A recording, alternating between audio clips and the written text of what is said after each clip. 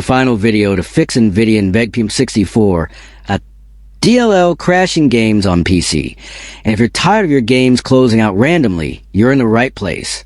Many of you face this problem because your graphics drivers get corrupted or certain NVIDIA files clash with Windows updates, which causes crashes mid-game. You've probably seen other solutions on YouTube or social media, but they are confusing, involve too many steps, and often don't work.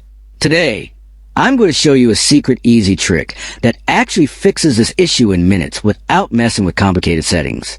All you need to do is clean reinstall your NVIDIA drivers properly using the official NVIDIA tool and make sure Windows updates don't overwrite key files, and your games will run smoothly again.